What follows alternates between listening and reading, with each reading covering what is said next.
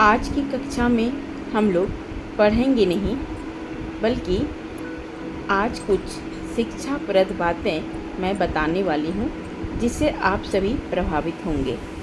इससे पहले कि हम कक्षा को आरंभ करें, हमारे चैनल को लाइक, शेयर एंड सब्सक्राइब करें। तो आइए हम कक्षा को शुरू करते हैं। जैसा कि आप सभी जानते हैं कि आज हिंदी दिवस है।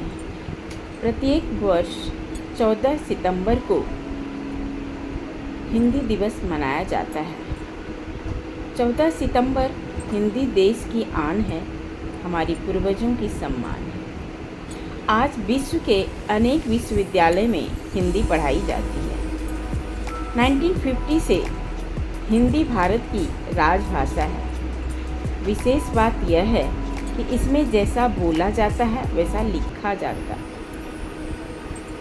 हिंदी से ही हमारी संस्कार है, चाहे भाषा कितनी भी प्रकार की। जब हमारी भाषा हमारी ताकत बन जाती है तो हिंदी अद्भुत अपनेपन का एहसास कराती है। हिंदी हमारे लिए केवल भाषा ही नहीं, बल्कि ज्ञान का भंडार है, साहित्य है और संस्कार सजाती है हमारे भावों को। यह अलंकारों से, मुहावरों से उन्हें संवारती है। सुख दुख का कोई भाव नहीं, सभी की अभिव्यक्ति बन जाती है। मीरा के शब्दों में भक्ति बन जाती है तो कबीर के मुख से ज्ञान की रसधार बहती है। पिछले कक्षा में बताई थी कि ज्ञान के लिए सिर्फ पुस्तकें जरूरी नहीं, असली सफलता पाने के लिए गुरु का मार्गदर्शन निस्संदेह उतनी आवश्यक होती है।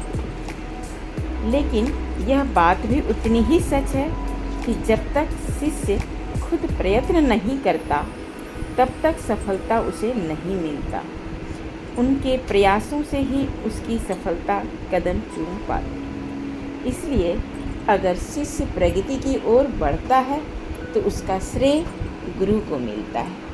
अब बात करते हैं गुरु की। तो पहले गुरु के जो होते थे, गुरु बेशक अपने शिष्यों के प्रति आग्रही होते थे और उनके सुख दुख का पूरा ख्याल रखते थे। जी हाँ, मैं बात कर रही हूँ गुरुकुल की। लेकिन आज के शिक्षक यानी गुरु, उनको बस पढ़ाने से मतलब होता है। शिष्य ने कितना सीखा या विद्यार्थी क्यों नहीं सीख पा रहा है, ऐसे सवालों से, उलझनों से वे बचते हैं, लेकिन बताने की कोशिश नहीं करते हैं। लेकिन यहाँ पर यह भी समझने वाली बात है, यह है कि गुरुओं से अधिक महत्व शिष्यों का है। क्यों है? क्योंकि गुरु तो कई मिल जाएंगे, कितने भी मिल जाएंगे, लेकिन सच्चे शिष्य यदा कदा ही मिलते हैं।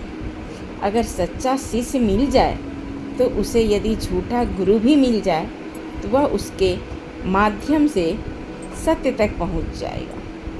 लेकिन यदि किसी सच्चे गुरु को झूठा शिष्य मिल जाए तो वह कुछ भी कर ले, अपने उस शिष्य को सत्य का ज्ञान नहीं करा सकता है। क्या मैं सही बोल रही हूँ? इसलिए सदा सच्चे शिष्य की तलाश हो ही तो अपने जीवन का लक्ष्य बनाया जाए। मैं तो यहाँ तक कहती हूँ कि शिष्यों के लिए भी एक दिवस मनाया जाए।